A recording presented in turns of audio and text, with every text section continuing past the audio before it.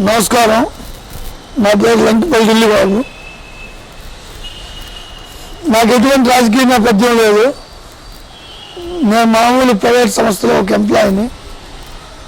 ఈరోజు వెబ్సైట్లో ఫేస్బుక్లో రావడానికి కారణం ఇప్పుడు మన భారతదేశంలో ఉండే పరిస్థితి, మన రాష్ట్ర పరిస్థితి, దీని గురించి మాట్లాడడానికి మీ ముందుకు వచ్చాను. దీని ద్వారా మీ ముందుకు వస్తే చదువుకున్న వాళ్ళకి, రోజు ఫేస్బుక్లు యూట్యూబ్లు చూసే వాళ్ళకి అర్థం అవుతుందని చెప్పి వచ్చా. ఇప్పుడు చదువుకున్న వాళ్ళు, ఐటీ ఉద్యోగస్తులు, వీళ్ళేమంటే సమాజం గురించి పట్టించుకోకుండా నాకేం వచ్చింది, నా జీతం వచ్చింది, నేనున్నానా, నేను సుఖంగా ఉన్నానా, నా కుటుంబం సుఖంగా ఉంది అని చూస్తున్నారు. ఈ రాజకీయ నాయకులు ఏమంటే మనం తెల్లారితో లేచి వీడు ఇంత తిన్నాడు, వాడు ఇంత తిన్నాడు అని కొట్లాడుకోవడానికి సరిపోతా ఉంది. ప్రజల గురించి ఎవరు పట్టించుకోవడం లేదు. ఇప్పుడు ప్రజలు పిచ్చి పెట్టిన వ్యవస్థలో ఉన్నారు. ప్రజలకి ఒక మానసిక వైద్యుడు కావాలి. ఎవరు దీని గురించి ఆలోచించుకోకుండా మనం కూడా ప్రజల్లో, మొట్టమొదటిగా ప్రజల్లో అవగాహన లేదు. ప్రజలు కూడా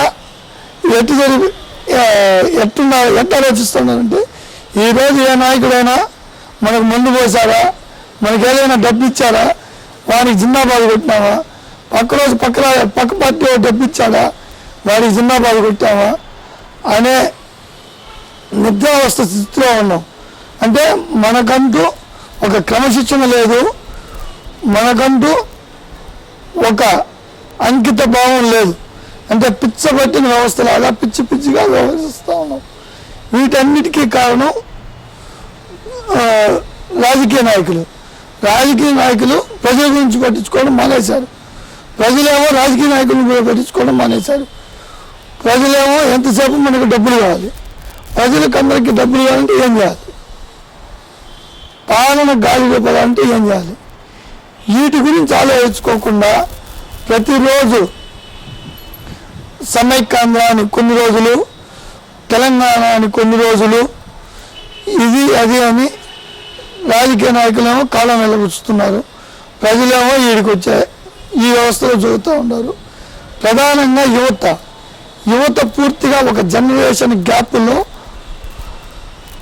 పెడుద్రోవ పట్టిపోతూ ఉంది. ఎందుకంటే యువతకి సరైన ఉపాధి అవకాశాలు గడిచిన 10 ఏళ్ళుగా దొరకడం లేదు.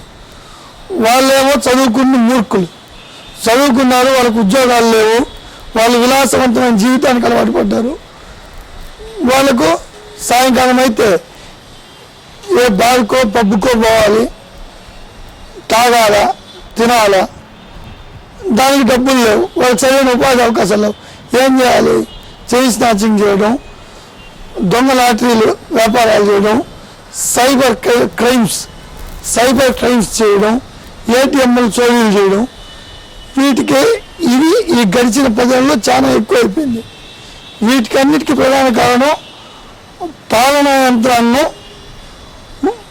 యువత గురించి పట్టించుకోకుండా పోవడం, యువతకి సరైన ఉపాధి అవకాశాలు కల్పించకపోవడం వల్ల యువత కూడా కొంతమంది రాజకీయ శక్తుల చేత వాళ్ళ మీటింగులకు అటెండ్ అయ్యి, వాళ్ళు పోసిన రోజు వాళ్ళ మీటింగులకు అటెండ్ అవుతారు, జిందాబాద్ కొడతారు, సాయంకాలం అయితే చల్లగా బార్లో బీరు పోస్తారు, బిర్యానీ పెడతారు.